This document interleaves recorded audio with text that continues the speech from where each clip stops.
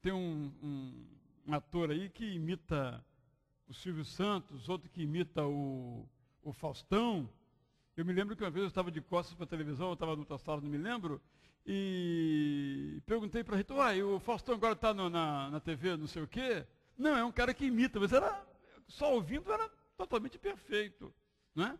Esse tipo de imitação é para fins de deboche, para fins de diversão, não é algo que alguém diz, ali está o Faustão, ou ali está o Silvio Santos. Então essa imitação, ela é imprópria, ela é inadequada. Não é esse tipo de imitação que devemos fazer. Não é para ninguém ver cristinhos em nós nesse sentido.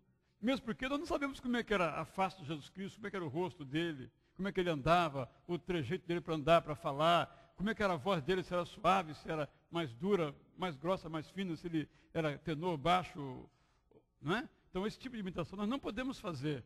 Essa imitação caricata, essa imitação com base em fatos que nós não sabemos quais são. Então é esse o sentido de que quando a gente quer imitar, então é comum, por exemplo, no seminário, é muito comum, chega lá o seminarista, ele vai pregar, ele imita o pastor dele. No primeiro momento, ok, faz parte da aprendizagem, mas no segundo momento, seja você mesmo. Você prega do seu jeito, não vai imitar o seu pastor, porque você não é o seu pastor. Né? Mas isso é muito forte, né? Nas influências que nós vamos recebendo ao longo de nossa vida. Nós temos que ir cuidando dessas coisas. Tá bem? Sobre esse ponto, alguém queria acrescentar alguma coisa que eu não fui claro sobre o tema da imitação? Alguém tem alguma outra pergunta sobre os temas anteriormente tratados?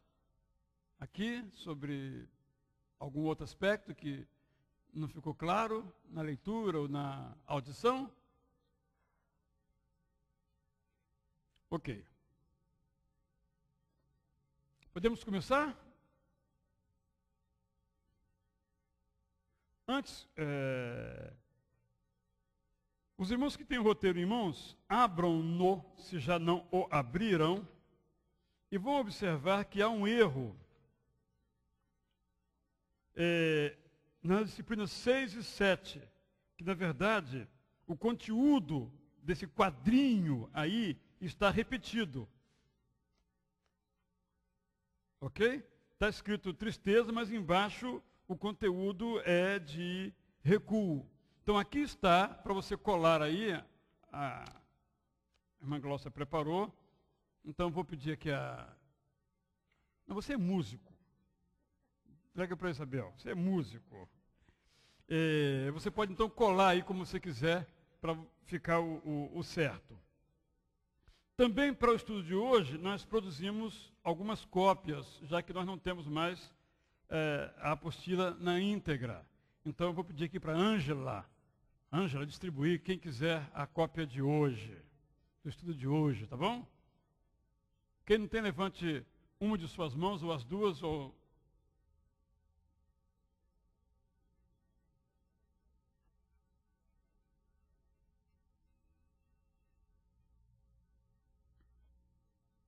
Então vamos começar agora então o estudo de hoje.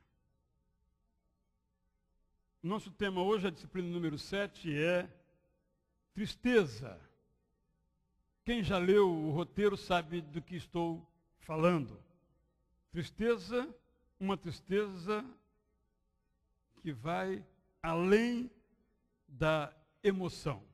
Nosso tema, na verdade, hoje é pecado e arrependimento. O irmão Gustavo vai tocar uma música e em seguida vamos, então, tratar deste assunto.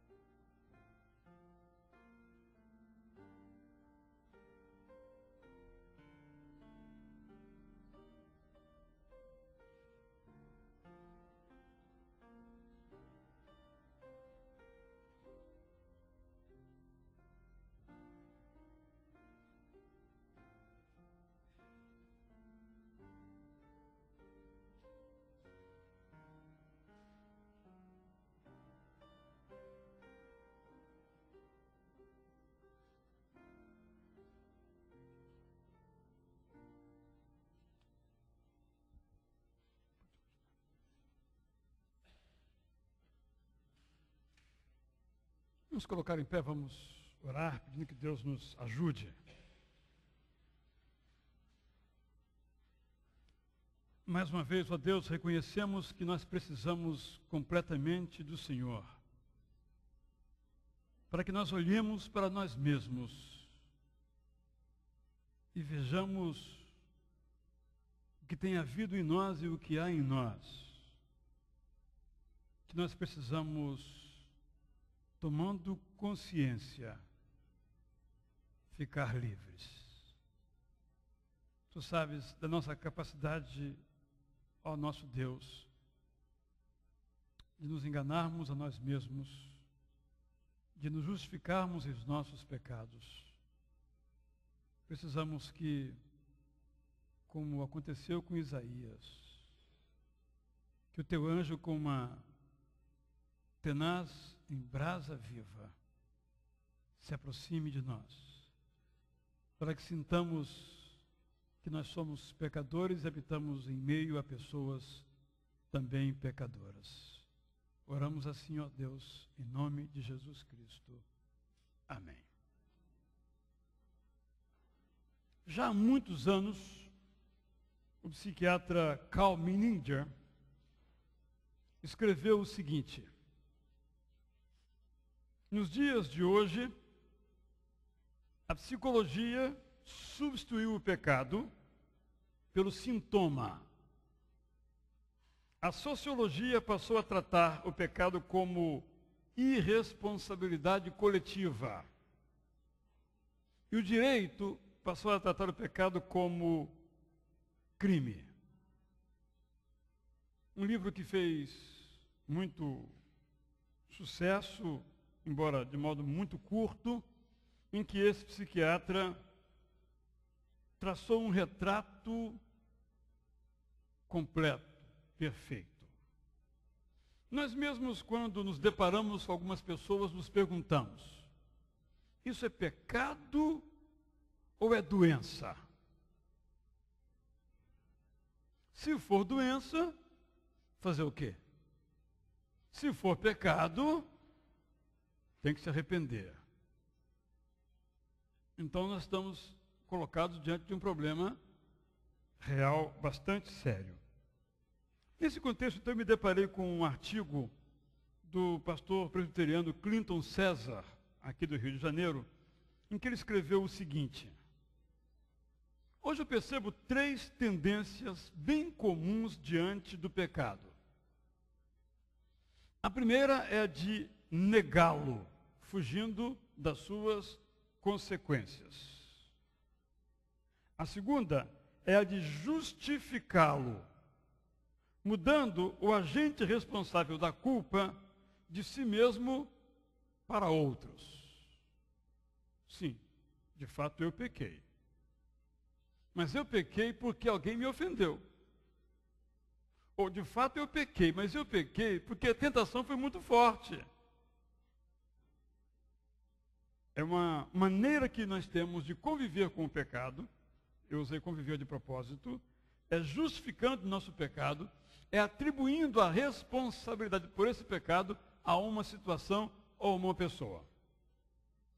E a terceira tendência, que ele diz que é a pior delas, é transformar o pecado em virtude, fazendo do pecado algo inofensivo,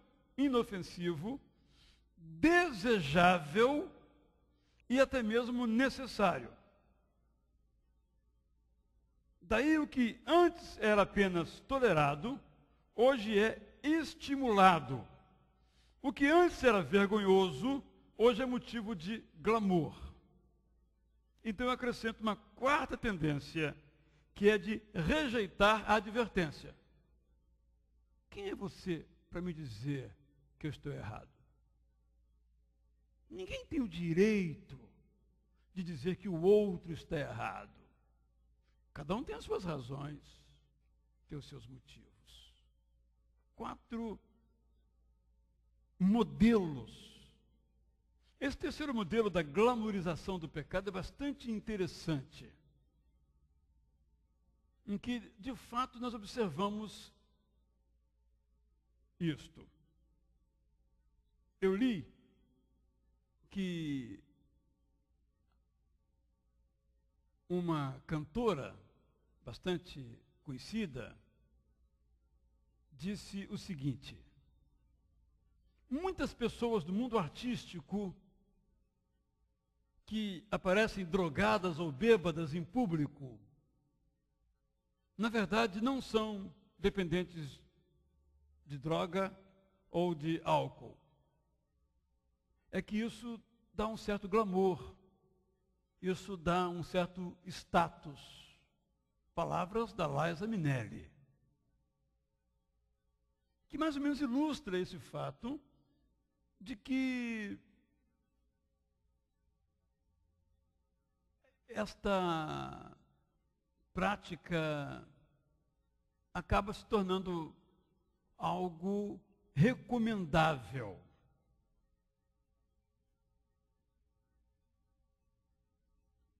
Recentemente eu me deparei com uma matéria no jornal A Folha de São Paulo, que me deixou bastante assustado. Era uma matéria sobre o tabagismo, no contexto da proibição do cigarro em lugares públicos do estado de São Paulo. Então aparece uma reportagem com uma moça de 21 anos que começou a fumar aos 14. E ela deu então o seguinte depoimento ao jornal Folha de São Paulo. Acredite quem quiser. Se ela fez isso como tipo, é apenas um sintoma do que estou falando. Se de fato é o que ela pensa, é também um sintoma do que estou dizendo. Eu me sentia uma aleijada moral fumando. Tinha a demonização do cigarro, aquela ideia moralista de que quem fuma não presta. Aí eu fui à Fashion Week e havia modelos lindas vendendo cigarro. O cigarro tinha uma embalagem linda, era mais fino, mais chique. E os modelos mostravam o outro lado da demonização. O cigarro era visto como algo moderno, ligado à beleza. Ela conclui o seu depoimento assim: eu gosto do sabor do cigarro na boca. Não tenho a menor vontade de parar. Eu trouxe esse exemplo para mostrar como que, num certo momento, nós tivemos na sociedade uma glamorização do cigarro, e o assunto aqui não é o cigarro, em que a indústria do tabaco norte-americana financiou os Humphrey Bogart para sempre aparecerem em cenas do cinema fumando. Aquilo trouxe um glamour ao cinema que levou milhares de crianças a começarem a fumar. Depois, houve um novo movimento em função das despesas do Estado em consequência das doenças do cigarro, não por uma questão moral, o Estado não tem esse tipo de preocupação. Então se incendiou em alguns lugares no Brasil, inclusive, em São Paulo e também no Rio de Janeiro, uma campanha contra o cigarro. Então vem a indústria do cigarro, investe, já que não pode anunciar na TV, investe num festival de moda e coloca então lindas modelos fumando. E essa moça, de 21 anos, aparece e diz: ali então eu me reconciliei com o meu vício. Ou seja, o vício é coisa legal, o pecado é uma coisa bacana, é bonito, é beleza. Eu estou apenas, sem entrar aqui em cigarro, por favor, que não é esse o nosso tema, apenas destacando o fato de que o pecado, não só em nossa sociedade, no período dos imperadores romanos, por exemplo, quem não tinha um amante homossexual, alugava um para parecer que ele também tinha, porque era chique, era glamuroso um homem ter um amante homem. Um imperador que não tivesse um amante não era um imperador que se prestava. Né? Para mostrar um pouco de como isso não é assim tão moderno. O homem não é tão moderno assim, ele é bastante antigo. Então esse é um primeiro elemento que eu quero mencionar, para então adentrarmos ao tema da tristeza, que ele surge então da carta que o apóstolo Paulo escreve aos Coríntios. Ele escreveu uma carta, a primeira carta, essa carta causou um certo mal-estar.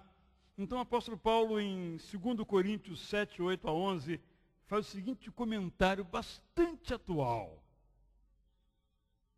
Mesmo que a minha carta, isto é, a primeira, lhes tenha causado tristeza, eu não me arrependo de a ter escrito.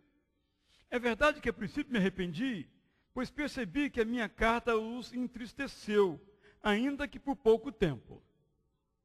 Agora, porém, me alegro, não porque vocês foram entristecidos, mas porque a tristeza os levou ao arrependimento. Pois vocês se entristeceram como Deus desejava, e de forma alguma foram prejudicados por nossa causa. A tristeza, segundo Deus, não produz remorso, mas sim um arrependimento que leva à salvação. E a tristeza, segundo o mundo, produz morte. Vejam o que esta tristeza, segundo Deus, produziu em vocês. Que dedicação, que desculpas, que indignação, que temor, que saudade, que preocupação, que desejo de ver a justiça feita. Em tudo vocês se mostraram inocentes a este respeito. O que o apóstolo Paulo está dizendo então é que nós devemos lidar com o pecado apenas com uma atitude, sentindo tristeza. Por quê? Volto então à epígrafe de John MacArthur na capa. Não importa qual seja o seu problema, se você é um assassino em série ou apenas alguém lutando contra um desequilíbrio emocional, sempre existe a possibilidade de facilmente encontrar alguém que lhe explique por que sua falha não é culpa sua. Então ensine a silenciar uma consciência conturbada. Em outras palavras, nós precisamos ficar tristes. Paulo não avaliza a tristeza de quem se autocomisera, como Esaú. Paulo não entroniza a tristeza de quem sofre uma dor, seja ela física ou moral. Paulo não valoriza a tristeza de quem perde ou sente que vai sentir a partir de uma pessoa querida. Paulo não minimiza a tristeza. Paulo não sacraliza a tristeza. Paulo valoriza a tristeza se ela vem depois da consciência do pecado como um necessário estágio no processo de conversão ou de santificação. É da nossa natureza negar a tristeza. E aqui eu trago um texto do professor pastor Edson Fernando de Almeida, que escreveu o seguinte: nós somos humanos, nós seres humanos, somos prazeres e dores, sons e silêncios, ventos fortes e leves brisas, raios de sol e bravos trovões. A conjunção e é aqui proposital. Nós não somos uma coisa ou outra, somos uma coisa e outra, o tempo todo, sempre. A nossa sociedade, ela nega qualquer tipo de tristeza. Um culto, por exemplo, ele tem que ser sempre alegre, festivo. O que não é verdade. Um culto tem que ser alegre, mas ele tem que ter pelo menos momentos de tristeza. Momentos em que a consciência do pecado nos faça gritar, como Paulo, miserável homem do que sou, ou como Isaías, eu estou perdido. Habito no meio de um povo de lábios impuros e eu mesmo tenho esses mesmos lábios. Então eu estou querendo chamar a atenção que ou nós nos entristecemos diante do pecado que nós cometemos, ou nós nos orgulhamos do pecado que nós cometemos. Ou nós ficamos tristes diante do pecado que nós cometemos, ou nós justificamos o nosso pecado. Ou nós ficamos tristes com o nosso pecado, ou nós transformamos o vício em virtude.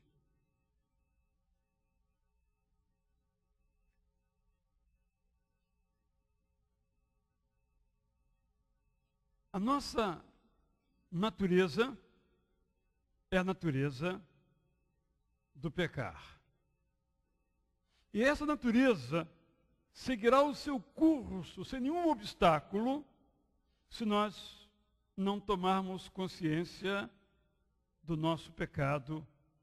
Eu estou usando a palavra pecado, não erro, não equívoco, eu estou usando a palavra pecado. Uma boa maneira de a gente se sentir bem é se comparar com os outros. De fato, sempre tem alguém mais pecador do que a gente, pelo menos ao nosso juízo. Nós evangélicos devemos tomar muito cuidado para não incorrermos no mesmo pecado daquele fariseu da história que Jesus Cristo conta. O fariseu ia à igreja, o publicano não ia. E à praia domingo. O fariseu tinha um caderninho para anotar todas as suas receitas. Se ele colhia uma caixa de azeitona, ele anotava. Para dar o dízimo certinho, 10%. Não 9,9% nem 10,1%. Publicano, de vez em quando, dava uma ofertinha. Claro que eu estou aqui inventando um quadro a partir do quadro que Jesus Cristo traça. Quem é mais cristão? Aos olhos humanos, não há nenhuma dúvida. É o fariseu. Mas aos olhos de Jesus Cristo é publicano. Porque o publicano é aquele que, diferentemente do fariseu que olha para o alto com alegria, graças te dou, porque eu não sou como alguns. Dê uma olhadinha assim para o publicano meio de lado, mas discreto, que não pega bem ser tão evidente assim. E o publicano olhava para baixo, não olhava para ninguém, tinha vergonha de todo mundo, batia no peito, que é uma maneira extrema de demonstrar tristeza na cultura hebraica. Só dizia: Senhor, eu sou um pecador, tem misericórdia de mim.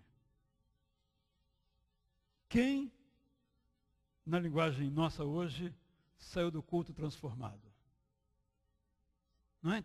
Então é preciso que nós tomemos muito cuidado, que eu tome muito cuidado, para não me comparar com os outros. Porque se eu me comparar com os outros são mais pecadores do que eu. Mas uma coisa é certa: o pecado nos afasta de Deus. Uma coisa é certa: Jesus morreu na cruz por causa dos nossos pecados. E o único caminho de tornar essa cruz operativa, real, começa com a culpa. O Evangelho, portanto, começa com uma péssima notícia. Começa dizendo: vocês estão mortos em seus delitos e pecados. Esse é o primeiro capítulo. Mas tem um segundo capítulo. O primeiro capítulo diz ainda que o salário do pecado é a morte. Isto é, todo aquele que peca vai morrer. Mas tem o segundo capítulo, que diz que o dom gratuito de Deus pode ser recebido, e é vida. Mas não dá para queimar etapas.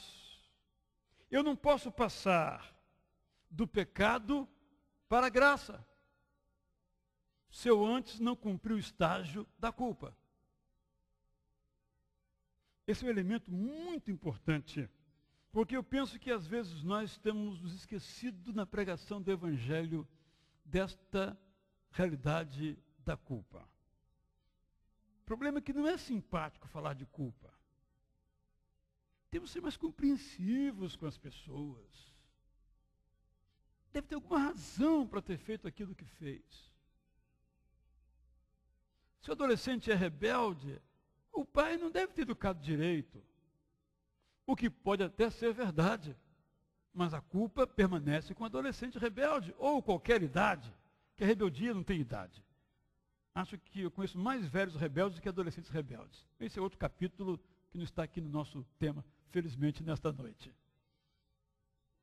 Não dá para pular o estágio, o tempo da culpa, isto é, da tristeza. A tristeza é essencial, a contrição é essencial no processo de ser alcançado pela graça. No Antigo Testamento, quando não havia graça, no sentido do Novo Testamento, era preciso sentir tristeza. Isso tinha uma forma ritual de se fazer, que era usar roupas de saco e cobrir o corpo de cinza. Essa pessoa era realmente alguém ritualmente arrependida. Não vinha de terno e gravata para a igreja. Vinha de saco e carregando, quem sabe, um saquinho menor, um sachêzinho de cinza para colocar na cabeça. Para mostrar, eu sou pecador. Eu sou esse que vocês estão vendo. Por isso eu me dilacero, eu me apresento de modo vergonhoso diante de vocês, porque eu sou pecador. Daí vem a expressão botar a boca no pó, que até hoje se usa em alguns círculos evangélicos brasileiros, vem desta prática de tornar ritual a culpa de cada um de nós. Claro que hoje não se requer isto, porque também se demonstrou que qualquer ritual, ele não revela necessariamente o que vai dentro do coração da pessoa. Ela pode se vestir de saco e se cobrir de cinza e não se arrepender. Mas foi lá e cumpriu o ritual. E à luz dos homens foi perdoado. Mas foi perdoado aquele que se arrepende do seu pecado. São coisas um pouco distintas. Nós não podemos ser levianos diante do nosso pecado. Nós nem sempre somos levianos em relação ao pecado dos outros. Mas em relação ao nosso pecado, nós nos defendemos, justificando, como eu disse, dando explicações. Mas a palavra bíblica é clara. Confessem os seus pecados uns aos outros e orem uns pelos outros para serem curados. A oração de um justo é poderosa e eficaz. Confessem, a parte A que nos importa nesse momento, os seus pecados uns aos outros.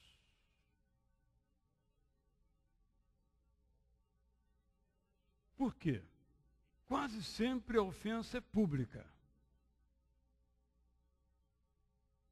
E quase sempre o pedido de perdão também deve ser pública.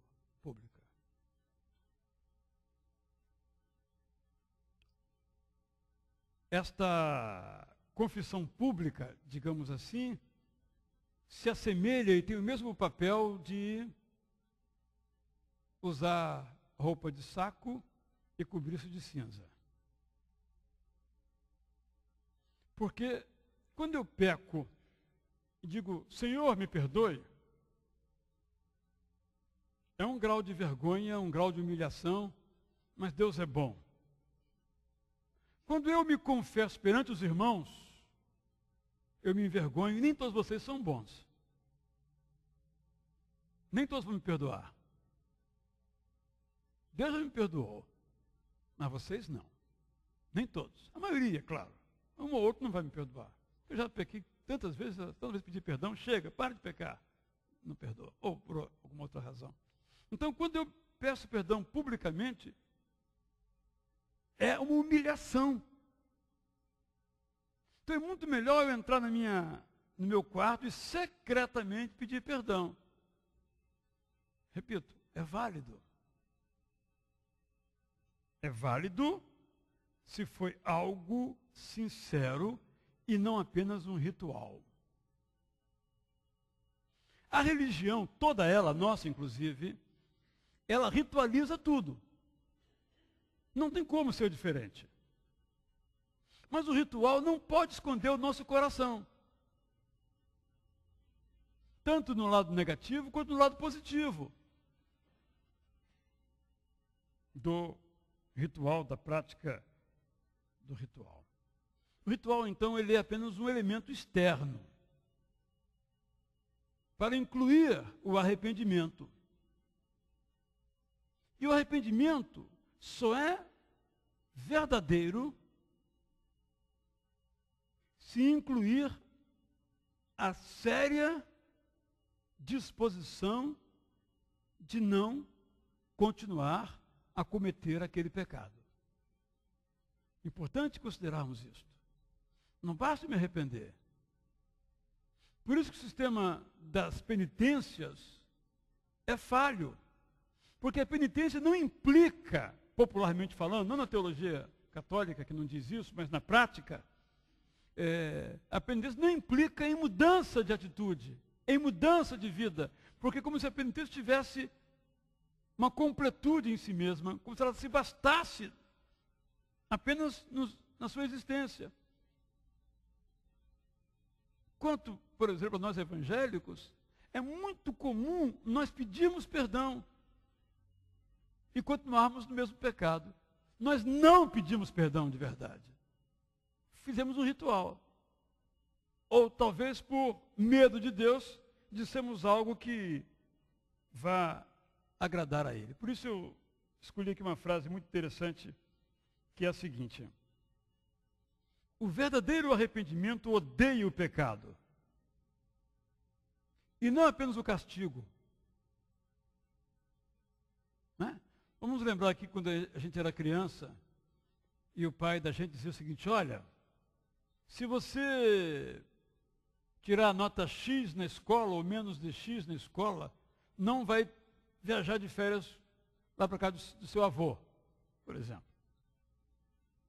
Você não está nem interessado em tirar nota pela nota, ou negativamente não estudar. Não é isso que lhe interessa. Lhe interessa é o prêmio ou o castigo. Por isso que esse autor diz: quando a gente de fato se arrepende, nós passamos a odiar não o castigo merecido, mas o pecado. Isto é, quando nos arrependemos, deixamos de ter alegria no pecado, ou seja, passamos a sentir tristeza diante do pecado. Aquele que de fato se arrepende odeia o pecado mais que tudo, porque descobriu e experimentou o amor de Deus.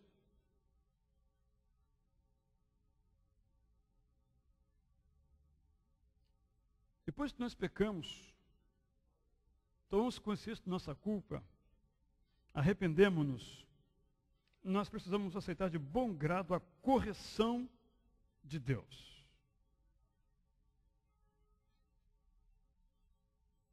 Por isso o autor aos Hebreus escreve o seguinte: olha, nenhuma disciplina parece ser motivo de alegria no momento, mas sim de tristeza.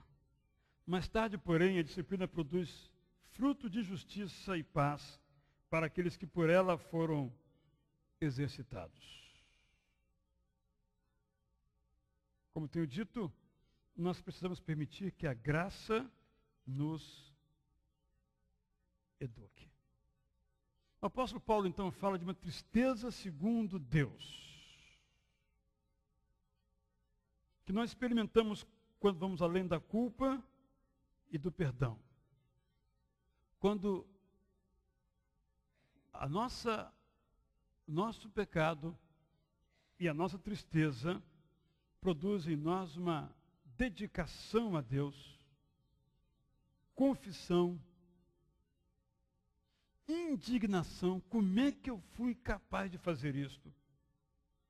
Temor, saudade, quando eu não fazia isto. Preocupação e senso de justiça. É a tristeza, segundo Deus, que nos leva a confessar.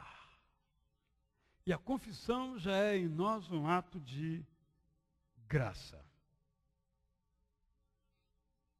O nosso pecado, então, quando envolvido por essa tristeza, segundo Deus, gera em nós uma saudade de um tempo em que os nossos pecados nos horrorizavam. Porque nós somos capazes de, talvez por explicá-los, nos acostumar aos pecados. Nosso pecado, quando visitado pela tristeza segundo Deus, nos deixa preocupados. Será que eu vou conseguir me livrar disso? Desses desejos? Se eu não conseguir, eu vou sofrer muito. Este é o sentimento. Mas, ao mesmo tempo, essa tristeza, segundo Deus, gera em nós alegria diante de Deus. Alegria que nos leva a nos dedicar a Deus cada vez mais. Quando nós nos aproximamos de Deus, com reconhecimento aberto, a verdade nasce dentro de nós. E junto com a verdade vem a sinceridade e a alegria.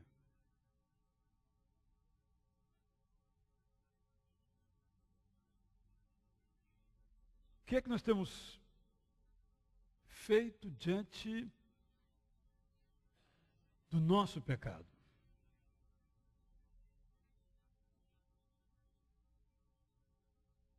O que é que eu tenho feito diante do meu pecado?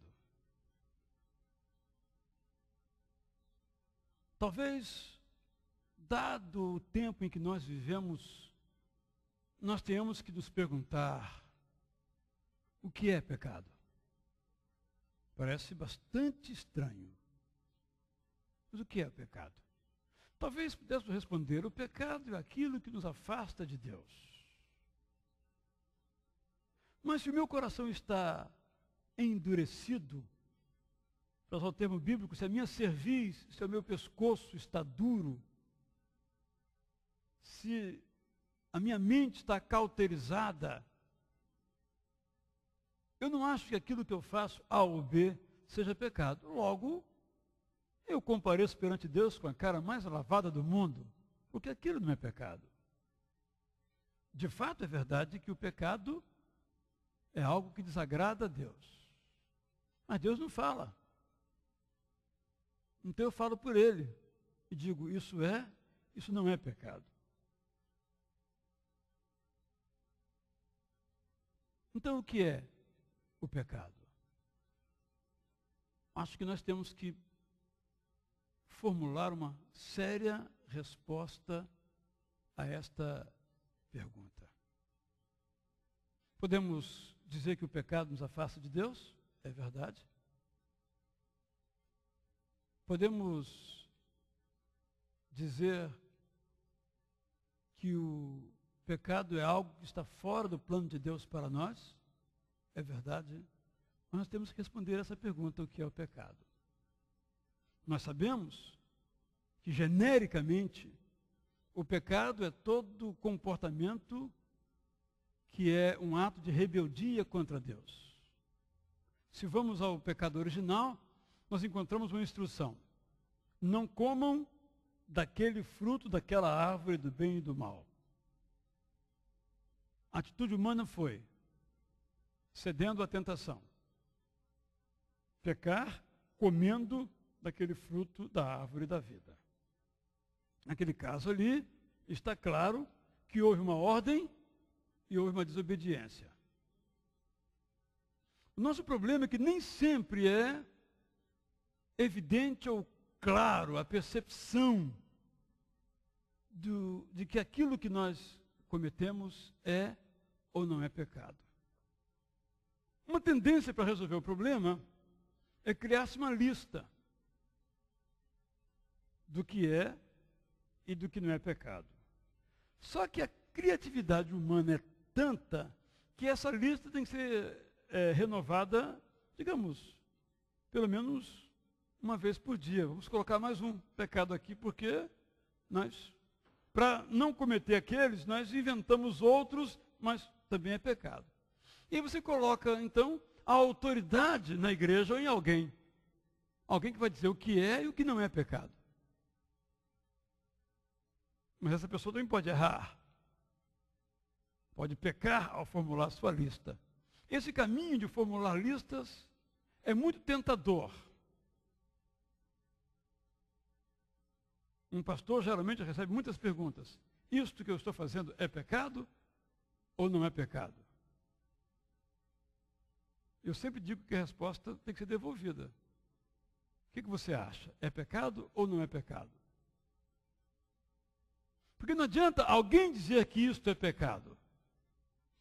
Porque você vai sair daquele encontro e vai formular sua teologia acerca do pecado para se contrapor àquela que você ouviu da boca de alguém. Por isso que nós temos que formular uma boa e clara teologia acerca do pecado.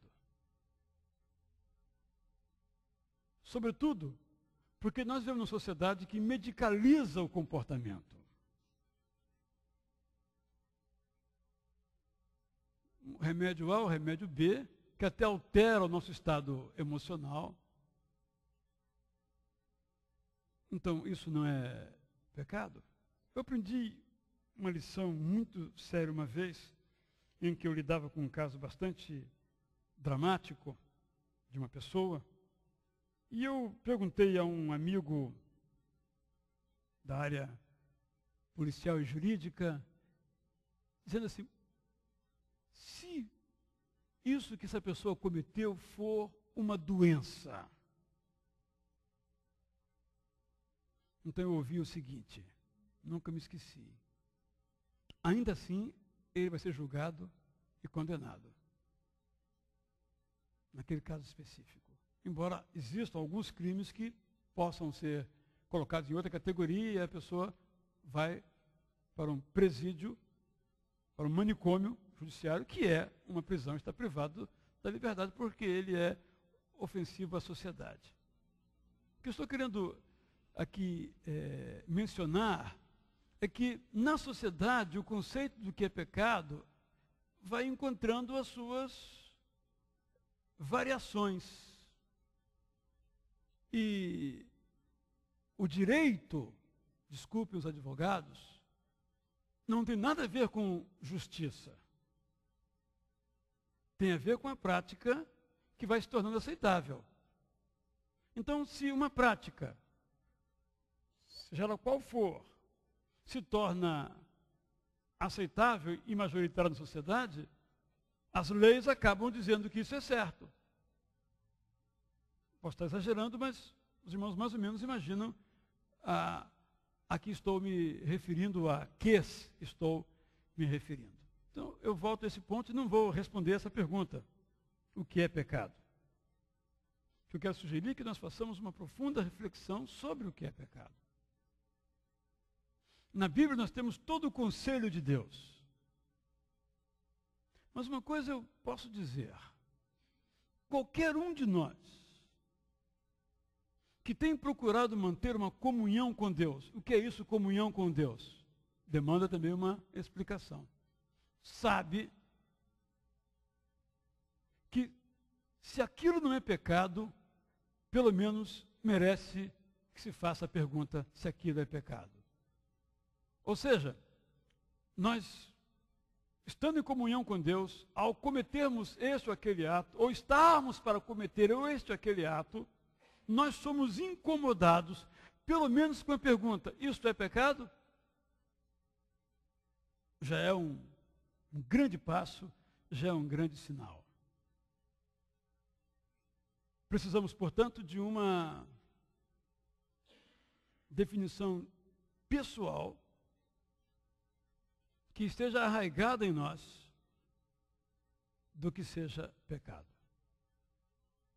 Vou contar uma história aqui, e de novo não quero que o assunto vá para o que não é.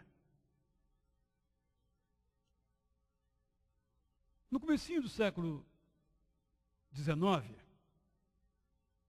eu li, em 1902, o seguinte artigo no jornal Batista, em que a pessoa contava como é que o cigarro se tornou condenável como prática entre os evangélicos. Sobretudo porque alguns missionários americanos fumavam. Não todos, mas alguns fumavam. Boa parte dos missionários que vieram para o Brasil vinha do chamado cinturão do cigarro dos Estados Unidos, em que os crentes lá fumavam.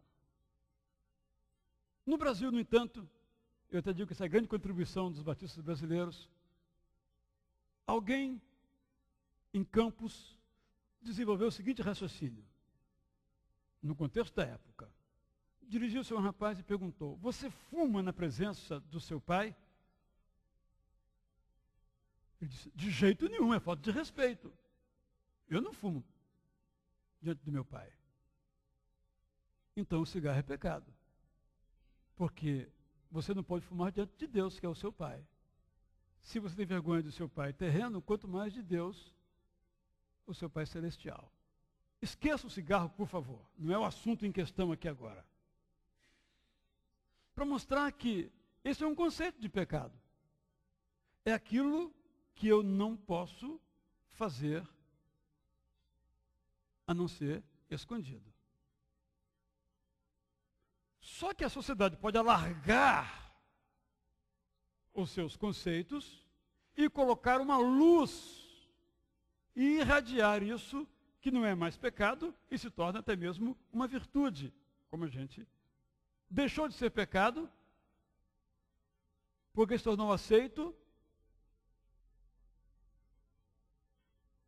Vamos tomar, por exemplo, e de novo é só como exemplo, não é um assunto em questão, há outras situações, que a legislação, ela tem mudado muito na área da sexualidade.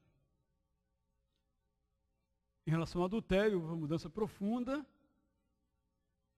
Não se condena uma pessoa por adultério, mas no passado se condenava. Então ele é aceitável. Mais recentemente estamos discutindo o assunto do aborto. Se o Estado, então, por exemplo, como acontece já em alguns países, libera o aborto, bem diferente da lei brasileira, que é muito boa, por sinal, deixará de ser pecado o aborto? E os irmãos podem fazer as aplicações que quiserem para outros campos do conhecimento. Então, o pecado não é aquilo que é crime. Pecado é aquilo que atenta contra a santidade de Deus. É uma definição? É, mas ela é muito subjetiva, porque Deus não fala. Ele já falou, ele já disse o que é pecado, nos cabe interpretar.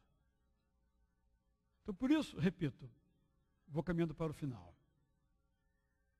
Nós precisamos de um conceito de pecado que seja um conceito baseado na palavra de Deus, mas seja um conceito que nós, então, introduzimos.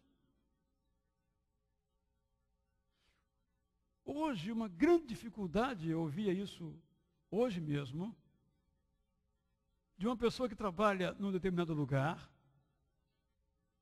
mas quem lhe chefia diz, para não ser tão Caxias, não levar o trabalho tão a sério, vai dar uma voltinha, trabalhando demais. Mas ela dizia: como é que eu vou dar uma voltinha se eu ganho muito bem para fazer o que eu faço?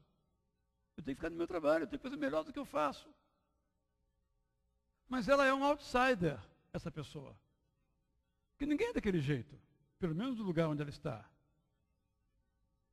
Então, o comportamento do seu chefe, por exemplo, supondo que esse comportamento seja padrão, é certo, por ser padrão.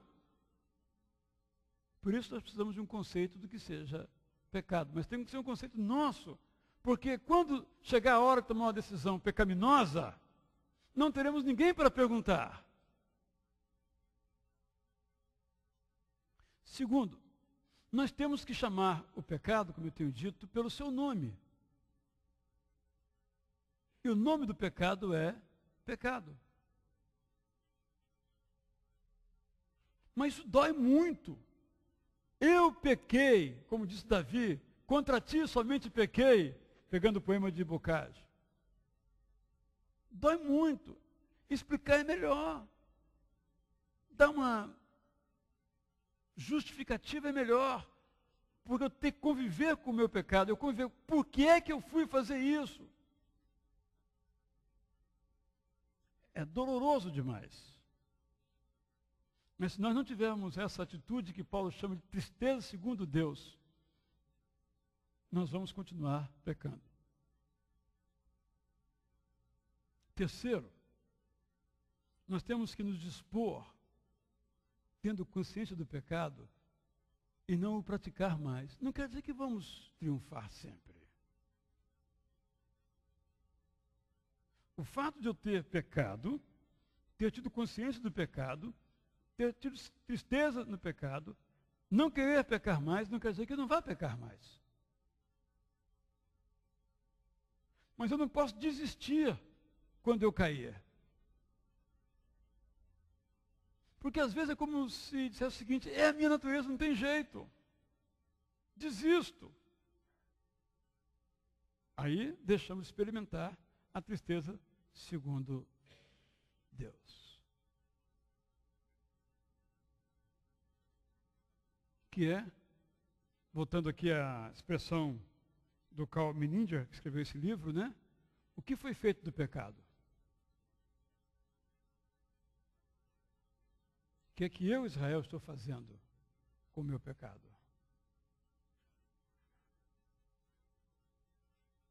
Eu estou no trânsito,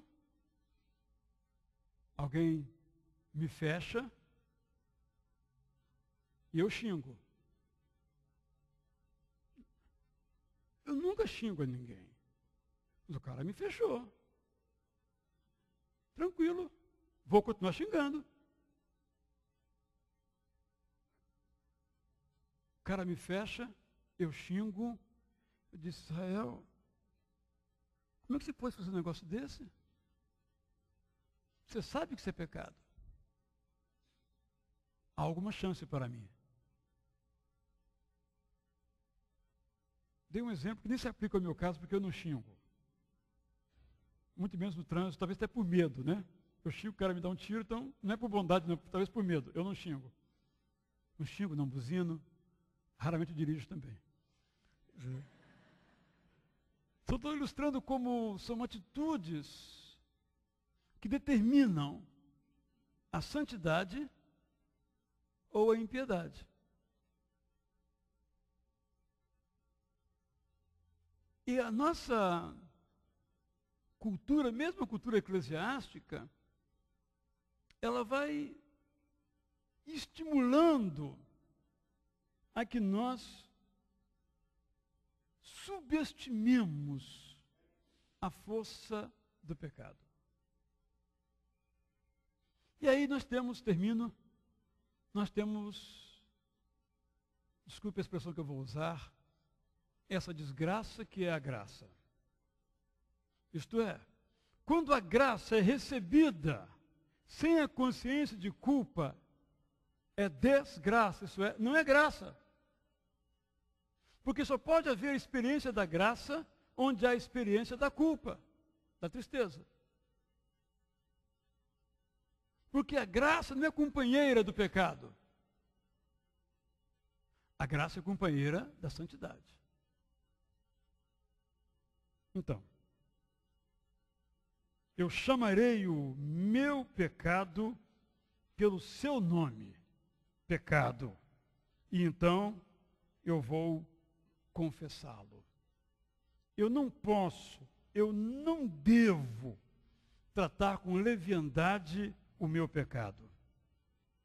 O que eu quero é ser um cristão que fica indignado com o seu próprio pecado. Leio então uma oração muito antiga dos puritanos. Dirão alguns, oração meio fora de moda. Vejamos. Senhor, Tu és bom além do que se pode conceber. Mas eu sou ruim, vil, miserável e cego.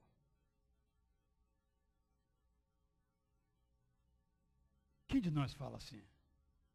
Eu às vezes sou ruim, de vez em quando eu tenho um comportamento vil.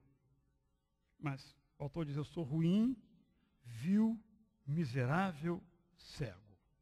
Meus lábios são ágeis para confessar, mas meu coração é lento para sentir. E meus caminhos relutam em se emendar. Trago minha alma a ti para que o Senhor a quebre, fira, dobre, modele. Desmascara-me as deformidades do meu pecado, para que eu possa odiá-lo, aborrecê-lo e fugir dele. As minhas faculdades têm sido instrumento de revolta contra ti. Como um rebelde tenho abusado de minhas atribuições e servido ao odioso adversário do teu reino. Dá-me graça para lamentar minha estúpida loucura. Concede-me conhecer que o caminho dos transgressores é tormentoso, que as más veredas são veredas malditas, que se apartar de ti é perder todo o bem. Eu tenho visto a pureza e a beleza de tua lei perfeita, a felicidade daqueles em cujos corações ela reina, a tranquila dignidade do proceder a que ela convida, embora eu diariamente viole e despreze os preceitos desta lei. Teu amoroso Espírito me revigora internamente, me traz os alertas da Escritura, clama alarmantes providências, persuade por murmúrios secretos, embora eu escolha invenções e caminhos para meu próprio dano, impiamente ressentido, aflito, e o provoque a me abandonar. Lamento e me entristeço por todos esses pecados, e por eles suplico perdão. Trabalhe em mim, Senhor, por profundo e permanente arrependimento. Dá-me a plenitude da aflição piedosa que treme e teme, a qual, embora sempre confie e ame, é sempre poderosa e sempre firme. Concede que, por intermédio das lágrimas de arrependimento, eu possa ver mais claramente o brilho e a glória da cruz salvadora de Jesus Cristo. Meu irmão, minha irmã, o que eu lhe digo, eu me digo. Espero que os irmãos orem por mim, para que eu possa não tratar o meu próprio pecado com leviandade, para que eu tenha coragem de chamar o meu pecado pelo seu nome de pecado, experimentando tristeza por tê-lo cometido, indignação por tê-lo praticado, confessá-lo, ao ponto de, se for necessário, que Deus me discipline, aceitar a disciplina de Deus. Que Deus me abençoe, abençoe você. Vamos orar mais uma vez, enquanto o irmão Gustavo Pires toca uma música, depois nós encerraremos.